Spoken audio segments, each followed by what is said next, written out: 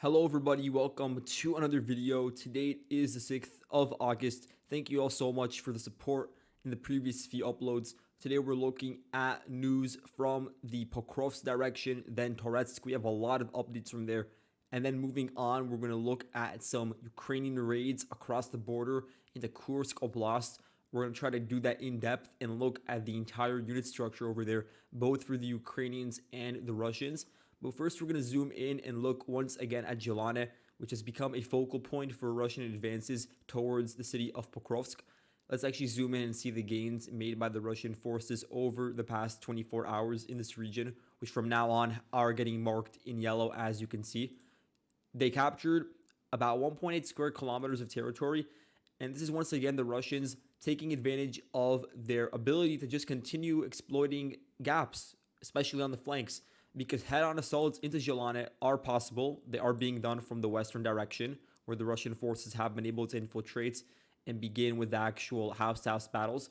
But it's, of course, less costly to just try to evade the entire fighting within warehouses and houses in general, and just advance from the east to try to cut off Ukraine supply lines, and then get control over additional heights that are overlooking the valley on which Jelane is located.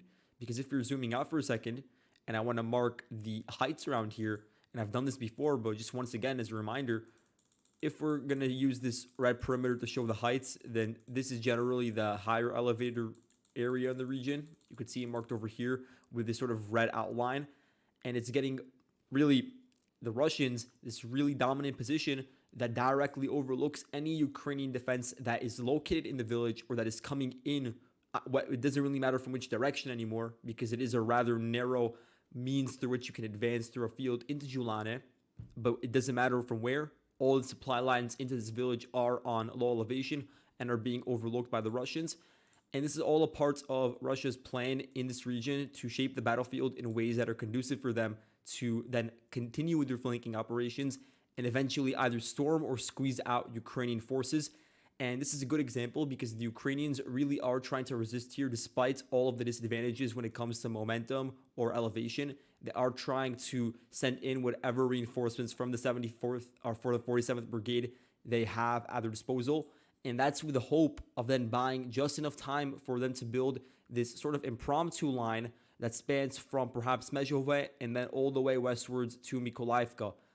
And there isn't enough backing in terms of static defenses in order to make this work, but what they do have are the settlements and the fact that the gaps in between the various settlements over here along this horizontal line are rather narrow. And so then the hope, at least from a Ukrainian perspective, is that at least for a certain amount of time, it would prevent the Russians from conducting flanking operations. It would give the Ukrainians a bit more organization and ability to communicate with one another across various parts of the front line over here. And so I think Jelane is really acting now as a sort of stopgap, just trying to buy time. Now moving on to New York, we have some significant changes over here. Let's first look at this pocket that I was actually discussing in yesterday's video. I talked about how I was really astounded by how long the Ukrainians continue to be present and operating in such a deep and narrow salient when you look at it, because it's deep in the sense that you have the sort of main Ukrainian defense node in this region in New York, and then you go down about maybe 5 kilometers, and you have still certain small squads of Ukrainian soldiers that were, up until yesterday, operating in these forested areas, in these trenches, and they were doing so despite the route that was left open for them between New York and this salient being very, very narrow, maybe 3 kilometers at best, but you're not even accounting for the gray zone, closer to 2 kilometers. And of course, that entire route is on a low-lying elevation that the Russians are continually firing upon, both physically because they have a presence in southern New York, but also, of course, from farther back from ridges, for instance, directly overlooking those positions in Horlivka. And in all fairness, most of the area that you see here marked in yellow is actually on relatively high elevation. If I were to sort of draw it out for you guys in red, this area generally is on a hill that extends from the Horlivka region. And so the Ukrainians weren't necessarily at a disadvantage here because of the elevation. Perhaps their supply lines were, because New York in general and its eastern extension are on depressions. And so that's an issue. But then the actual defense on the trenches was actually really well placed by the Ukrainians. The issue is it could have held for so long, but we really did not see this breakthrough coming about a month ago in New York. And that's what created the conditions that now forced the Ukrainians out of this region, an area that they built up for 10 years, as I keep on saying. You can see how intricate the defenses are. Multiple layers filled with mines, a lot of concrete slabs put together for this, bunkers, machine gun posts, everything that you can think of. And yeah, there was a good amount of defenders here in terms of infantry. And I know that because they were able to hold on to the sort of very narrow route over here through which the Ukrainians continued supplying the salient for this long. So definitely there was a certain presence of Ukrainian companies or squads in this region, and they were just enduring very, very difficult conditions. And I don't know if that yielded really, really high casualties. It probably did, and it reached a certain point where they just couldn't defend here anymore and were forced to withdraw out of fear of just being fully encircled, which is the worst case scenario. So the Russians got control over about 10 square kilometers in this endeavor, which is a really significant amount. If we're looking at the entire history of this conflict, if we're looking post the initial Russian advances with deep battalion tactical groups in the initial months of the war, we haven't really seen these sort of significant gains day after day. There are certain examples when a certain position that the Ukrainians are defending that is adjacent to a riverbank or that is within a city that they retreat from, during those sort of mass withdrawals, then you could see Russians taking over large swaths of land. But in terms of seeing it occur simultaneously across several parts of the front line, like we're seeing right now in Pokrovsk and Toretsk, to be precise, that is something that I haven't seen yet occur throughout the past 2 years of fighting. I've seen it occur on one front, but two at the same time and potentially more. That's something that's definitely new. And a lot of that has to do with the sort of manpower composition the Ukrainians have over here. But just one more time, the Russians advanced here 3 kilometers, got control over some key heights that will help provide some sort of flanking support and additional comfort for their forces that are pushing deeper into New York and maybe now solidifying control over it entirely. We'll get to that. And yeah, they got control over these trenches, and it gives them the momentum needed in order to get control over these remaining defenses that are just on the eastern flank of what remains under Ukrainian control in New York. The broader implication is that this entire salient over here in green is under threat. It's under a serious threat of getting really into the hands of the Russians, both from this southern axis, but also from Zalizhne. As you can see, the Russians advanced in the southwestern direction even today. And what that means is that there will be a lot of pressure in the future once this region does eventually fall due to the continued pressure on the southern districts of Toretsk. For instance, this one over here, I think this one is called the Pokrovsk district. I might be wrong, but this one is sort of isolated from the rest of Toretsk. As I've said before, it is protected by these 3 slag keeps. But then in terms of its elevation, it's a low lying, and it is exposed from the south to open fields. There are some trenches over here that the Russians will need to overrun. And then to the east, there really aren't many. And that's an area where Russian DRGs really will be running amok. But just to focus once more on New York, I want to look at this advance that was geolocated today, August 6th. This is from the 9th Motor Rifle Brigade, the main Russian unit that is conducting the advances here. It was a singular Russian soldier, so take it for what you will. But he was able to climb to the top of the school building, school number 38, and raise the Russian flag. And he did so without any sort of worry that he would be targeted by the Ukrainians with small arms fire, for instance. And so the implication is that at the time, there wasn't active combat going around within this sort of like a couple 100-meter radius. And what this means is that at least in the western section of New York, there may already be a Ukrainian withdrawal and a Russian crossing of the river, the Toretsk River over here, if we're zooming in on it. And that now they're beginning to just clear out these remaining residential blocks over here.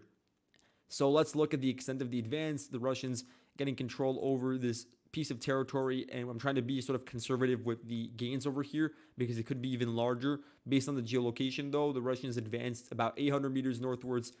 And in the process, they've been able to capture various structures that are north of the Toretsk River, including these buildings over here. And then going to the north, as I said before, school number 38, There are a few other targets in this district, this rather small district, the fire station, cultural center, this warehouse over here. And all in all, if the Russians have already made this sort of really deep cuts into this district, then it does imply that the surrounding regions are a gray zone and that the Russians will be trying to solidify control over those regions. Looking westwards, the Ukrainians do have a rather well-defended position along this road over here. That road is going to be important for the Russians in the future. But then again, you could see how there are both horizontal and vertical defenses here. So the Ukrainians did have the foresight to set that up in this particular region. And so any sort of westward expansion, I don't think that's the main goal right now. Definitely in the future, there will be an impetus for the Russians to attack over there. But for now, New York is the main goal. And we don't exactly know if there are Ukrainians left in the heartland of New York. We're going to have to wait and see what comes out of the reporting from Ukrainian sources tonight, like Petrenko and Deep States. Because look, there are just these massive industrial facilities over here in the heartland of the city. And then looking a bit eastwards, there are also some apartment buildings that I'm just hovering over and plenty of residential areas, duplexes, hospital. And so, yeah, there were serious regions where the Ukrainians could just drag out the fighting like they've been doing now for the past sort of month in southern New York. And them being forced to withdraw so prematurely really would be a blow to their general plan over here of buying time for the forces in Toretsk itself. And so we really do have to keep an eye out for what ends up being the status of the Ukrainian forces located over here and located over here, because the Russians getting control over those regions would mean they have the momentum and access to the key roads that are needed for their armored assault forces to continue advancing northwards towards new regions like Nelipivka, which then again, if you're zooming out, extends all the way towards the city of Toretsk. But just to once again highlight the sort of disparity in manpower, it really is interesting because I've seen this mentioned a lot by analysts on the Ukrainian side as an explanation for why they are getting pushed back in a lot of these cases. And I don't dispute that. And I've also seen Russian sources discuss it a lot of times. Deep State has also offered evidence to show that the Russians in certain parts of the front line, like Pokrovsk, have felt so comfortable not being directly targeted by Ukrainian infantry that they are increasing the amount of troops that they have advanced through tree lines at a certain amount of time in order to then push the front line deeper and deeper towards Ukrainian villages. And so that would show that the Russians are actually bolstering the number of forces they have at the line of contact and that the Ukrainians just don't have the wherewithal to counter that. But when you look on paper, at least, at the sort of unit composition that is mentioned around New York, and this is just the research I did on my own by looking at footage released by all these units to know where they're located, you do see that, at least on paper, they should be similarly sized.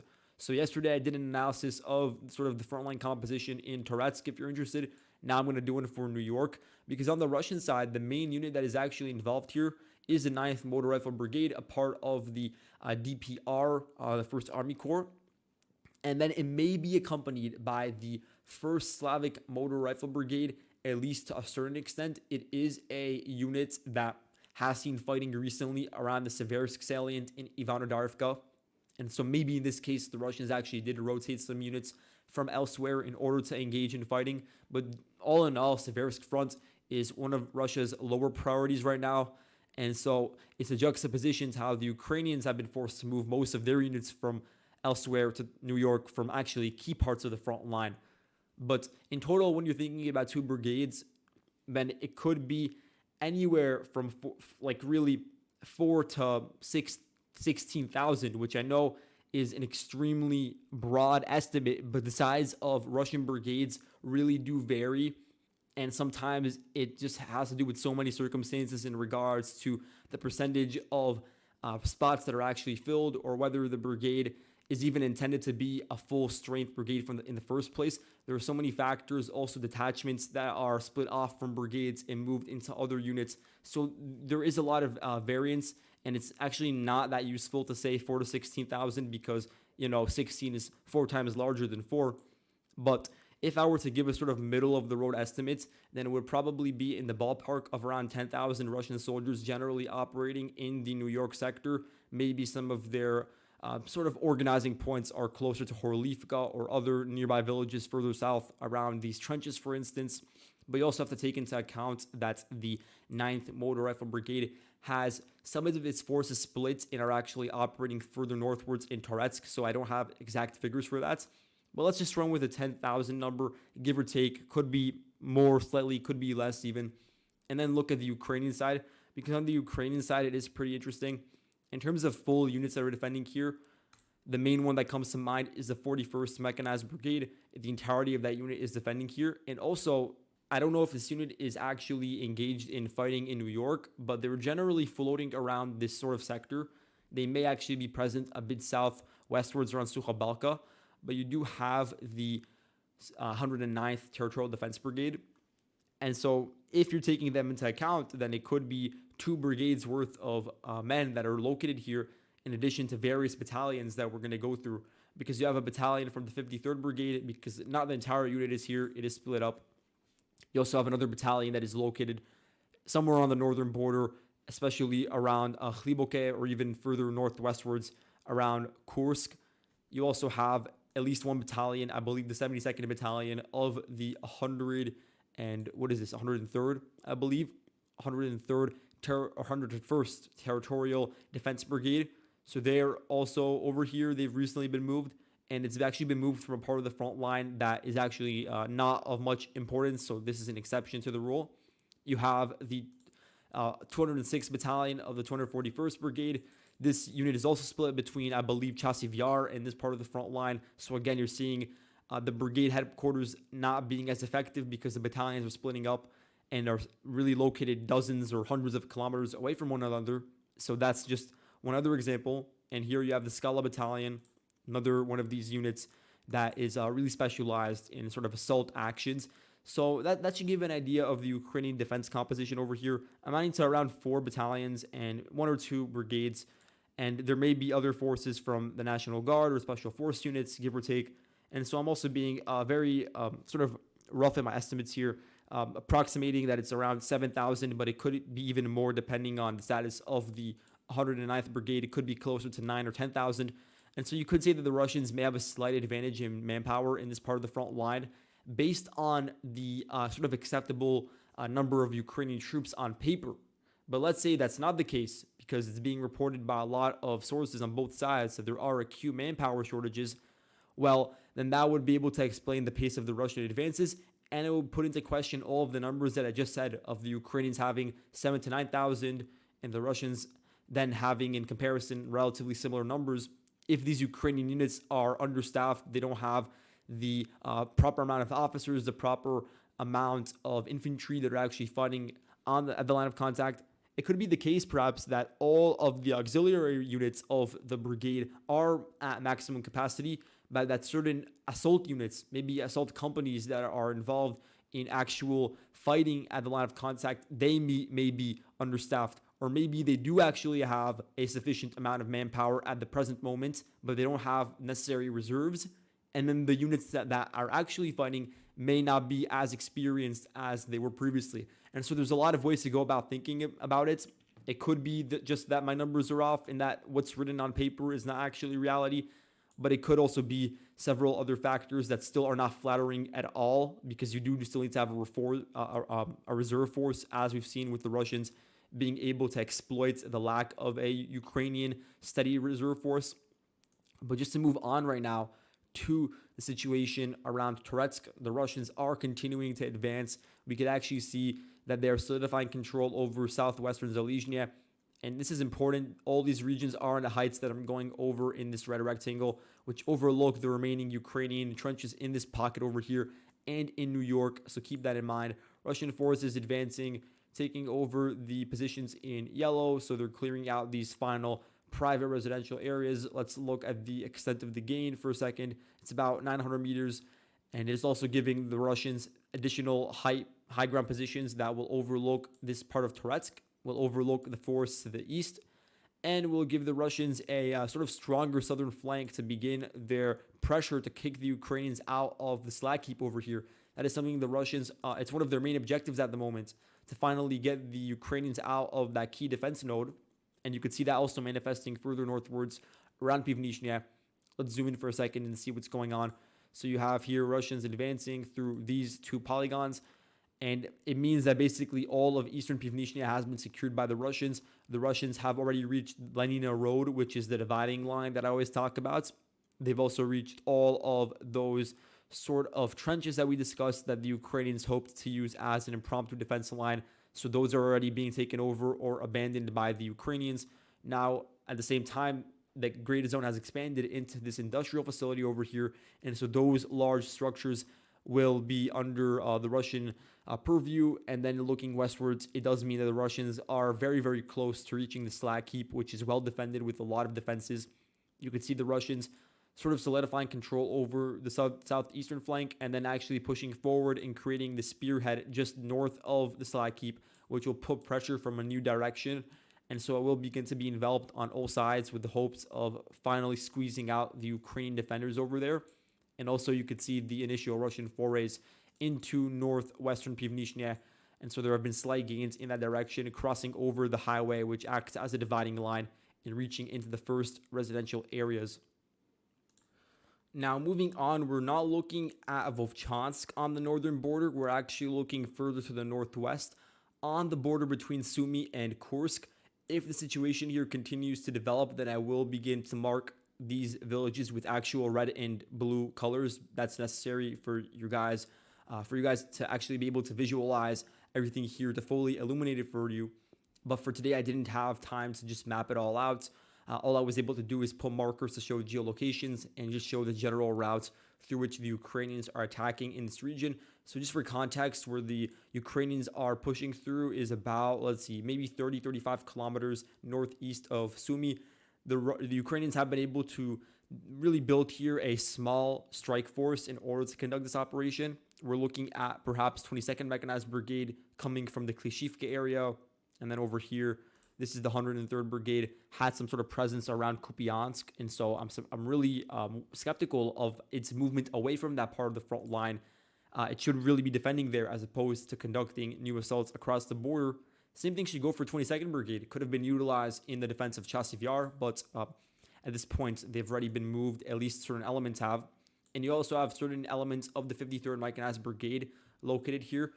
As we said before, one of its battalions is operating around New York, but the other one is around here. And you can see sort of all these drone units that are affiliated with the unit that are involved in FPV support for the Ukrainian garrison in this region. So you have Malibu drone units, you have Pumba drone units, and then you have the Krila drone unit of the 103rd Brigade. So those are the units that we're speaking about in today's video.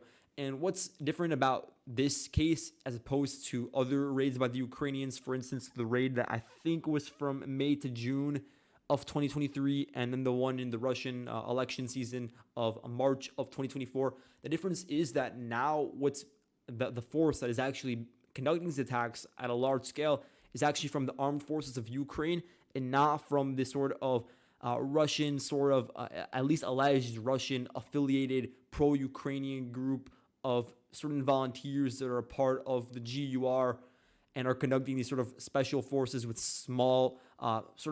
with really small scale, still getting some specialized equipment, but the numbers were rather small during those attacks. So you had elements like the RDK or the Freedom of Russia Legion that were involved in that, and I haven't really seen them that active as of the past 24 hours. Of course, that could change, but now we're looking at actually 2 brigades and maybe 2.5 brigades that are generally in this region and are involved in the assaults. And so that is a difference, and it is really dubious reasoning during this time period. And it's not to say that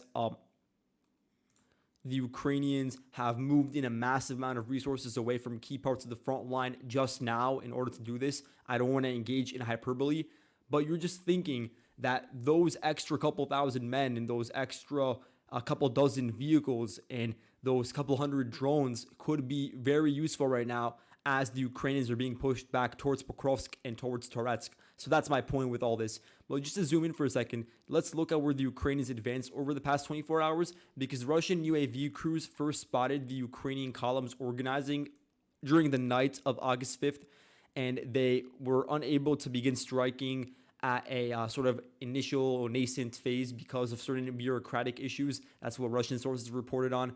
So it only reached the chain of command by like the early morning, and that's when the strikes began. And so the Ukrainians did have the opportunity to cross over in 3 sectors. The first one, that's the most notable one, is along this R200 highway, very close to the Suja border crossing, as it is referred to. You had at least 3 Ukrainian tanks and various infantry squads that crossed over in this particular region, and they advanced through this low-lying valley through Gogolevka, Ruban-Shichina, if you could call it that. And the information is very ambiguous as to where a solid line of contact could be.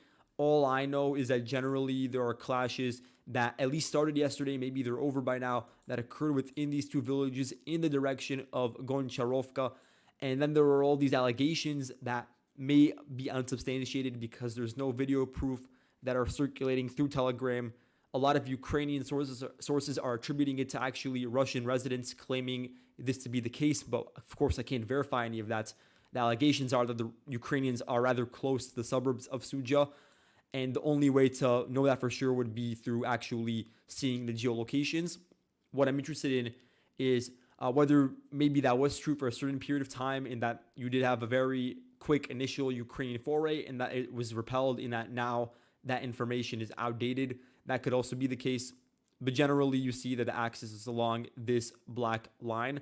And you can see actually that the Ukrainians prepared for this assault by launching last night at least 26 drones into nearby Russian villages, including into Suja, especially here in this video. It's a Ukrainian FPV. It hits a Russian vehicle that was stationed in Goncharovka. And you could see some other vehicles stationed over there in the same incident. Let's see what else. Okay, so over here you have a video from the initial Russian response, which shows 2 Su-25s flying at rather low altitude. And then you could see on the side there was a Ural truck that was destroyed completely by an FPV and just burnt to a crisp. And so definitely some of the reinforcements and logistics equipment that was coming into this region was targeted by the Ukrainians in unison. And then looking a bit westwards, I want to see if any of these geolocations are recent. I don't think they are. I think they're all strike videos from the 53rd Brigade that occurred over the past few months. But in any case, if we're looking a bit westwards, we'll see here that there was also this vector of attack by the Ukrainians near Novenke, you could say, and Basivka. So a lot of vehicles organized over there, and then they crossed over the border in this low-lying region along this valley and crossed towards this paved road and made it to this maximum extent where you have the marker sort of denoted by me. So let's look at the extent of the Ukrainian advance. It's about 7.4 kilometers. That is really a lot. For really, even for a sort of raid, it is a lot to be able to cross through that much open territory. But I also understand why, because again, it has been a while since the last raid. The Russian forces don't have that dense of a presence over here. There aren't many trenches either. And it is an open area that you could traverse through with vehicles rather quickly. And so they weren't even able to reach the first populated area before being targeted by the Russians. But again, it does show that there are, of course, gaps on both sides when it comes to defenses along the border, which is to be expected on such a really massive border. But you could see here, based on the geolocation, that is from August 6th, that at least 4 Ukrainian armored vehicles were filmed by Russian drones abandoned. Well, at least one of them was on fire. You could see smoke coming out. And so it appears that the column that was able to advance to here, it made it pretty deep, but then was spotted by Ukrainian or Russian artillery crews and drones, targeted by Krasnopolis probably, and also by Lancets, and that ended the efforts of the column before they could actually reach any of the populated settlements over here. And so at least 4 vehicles were destroyed in that assault. And in all fairness, you also had some Russian vehicular damage caused. At least 2 Russian T-62Ms were destroyed during the fighting, and also 2 Kamaz trucks were filmed destroyed. And so yeah, the Russians also, the resources they had, they were caught off guard, and so it made it easier for the Ukrainians to strike them. And just looking at the Ukrainian rear over here, as the Ukrainians were preparing to cross over the border, they were spotted by Russian drone crews, and they show us this compilation from August 6th of their drone drops, dropping grenades onto the Ukrainian positions in trenches and in tree lines. And then you could see the 2 Humvees basically continue to drive away from the drones, and then continue doing rotations and just moving around. And that gave us an idea that there were also Humvees operating around here. And so some of those lighter vehicles that are needed for this sort of open terrain are being utilized in this assault. not really well protected, but are needed for sort of rapid movements. And the video itself doesn't actually show any damage. It's actually one of the videos where I've seen the worst performance of a drone crew in terms of dropping grenade. So I don't know if there was wind or something, but whatever. Looking a bit westwards, I want to see what other footage we have over here. This is from August 6th. This one is really important because it shows a column of 7 BTRs advancing towards the Kursk border. That is really significant, seeing that many vehicles. And it's only about like 1 kilometer away from the actual border. And you could see that it's a very dense, tightly packed group of vehicles coming all together with an intention of crossing over. And so seeing that over here by the Russians, it is substantial. It does show that there actually have been resources moved into this region in order to make this assault successful.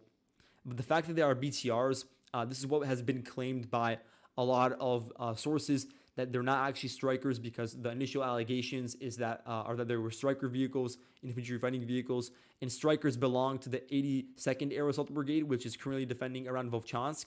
But currently there are conflicting claims. I think they're BTRs. If they're actually strikers, then that's even worse than I initially thought, because it means that the Ukrainians moved in a key unit that is defending around Volchansk to conduct actually offensive activities in an area that was very, very quiet up until yesterday. But if we're looking at another vector where the Russians were really put pressure on, where they experienced sort of pushback from the Ukrainians and pressure, that would be around Gordivka. And so there are reports of general fighting around this village of Gordivka, which, if we're measuring it out, it is, let's see, about 2 kilometers away from the front line. So I'm not sure about the status over here. According to the governor of Kursk, all the attempts by the Ukrainians to sort of cross over the border have been repelled. We also can't verify that because there are continued reports coming from, again, Russian citizens of clashes in these nearby villages. For instance, in Sverdlikovo, this is an area that is definitely contested in the gray zone right now. And there's a question about the sort of connectivity of the Russians along this road that I'm marking in red that connects between Suja and the other villages that are located in this sort of low-lying area that is located around this vertical road that then eventually crosses into the Ukrainian side of the border. If we're thinking about elevation, then most of the roads in this region do symbolize the lowest depressions across the entire map. If you look a bit further south and you measure basically the elevation where this X is located, starting in the forest and then going a bit northwards, this area is located on a rather highly elevated ridge. Then the front line, there are some sort of valleys that are formed along sort of chains of villages where the Ukrainians are currently trying to advance through, and they extend even deeper into Russian-controlled villages like Suja, or like this road over here, or like this valley over here, which includes a chain of villages. And so neither side really has a massive elevation advantage, because the Ukrainians on their rear, they have really highly elevated ridges, and the same thing with the Russians in this region over here that I'm sort of hovering over. And then the line of contact itself is actually rather low in elevation.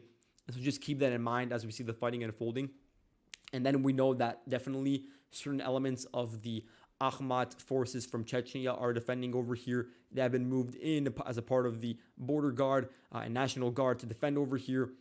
And so in terms of units that I know for sure from Akhmat that are defending here, you have the Akhmat Zapad units. And I actually want to go through and explain the structure of Akhmat, because I got a question yesterday surrounding how they are formed and how many units they actually have. So Akhmat itself is not a singular body. It consists of a lot of smaller units that are not actually attached to one another in all cases. Certain elements are actually a part of larger Russian divisions, and some of them are also a part of special police forces that the Russians have. And so just to begin with, in mid-2022, 4 Chechen units were created, and they were given the Akhmat moniker. So you had Akhmat Zapad, you had Yug, you had Vostok, and then you had Sever. And Sever is a regiment, and then the other 3 that I mentioned are battalions. You also have these special purpose mobile units. They're referred to as OMON. That's the name of this Russian organization that's been present for over 100 years now, that includes this ready sort of rapid response police force. And so there are local chapters in Chechnya that are fighting in Ukraine at the moment. So you have Akhmat Grozny And then you have Akhmat Krepost. So those are the two elements that are also a part of the Akhmat family. You also have the 78th Akhmat's Regiment, which is a part of the 42nd Motor Rifle Division. You have the 141st Special Motor Rifle Regiment, which is also one of these regiments that is a part of Akhmat, one of the most notable units within the entire umbrella. And then you also have the Chechen Special Rapid Response Force, which is a smaller version of Oman, and it's more specialized. It has like their Spetsnaz, those forces. And so this entire Sabr, as it's referred to, grouping has about 5,000 men, and of them, probably a couple hundred are Chechen and a part of the Akhmat force. And so there are a couple of Sabr sort of elements that are within Akhmat, and that, as I said before, amounts to a couple hundred men.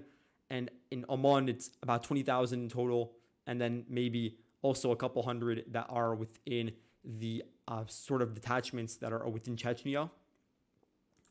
And with the inclusion of the 204th Regiment, that means that Akhmat has 3 regiments. It has 3 battalions as well. It has what I would say probably is something that amounts to 3,000 Oman forces. Maybe it's less than that, but my understanding is that in Moscow, the Oman forces have around 2,000 or even more than 2,000. And so you can imagine that it is obviously less than Grozny, but it's not an insignificant amount when you add it all together. And then you have probably another 1,000 sort of general forces from smaller battalions, volunteer units that have all been integrated together into this general classification. So when I'm adding it together, I'm thinking that it's probably in the ballpark of 11,000, maybe give or take, something of that sorts. And that also really falls in line with estimates from Western media that it is around 12,000.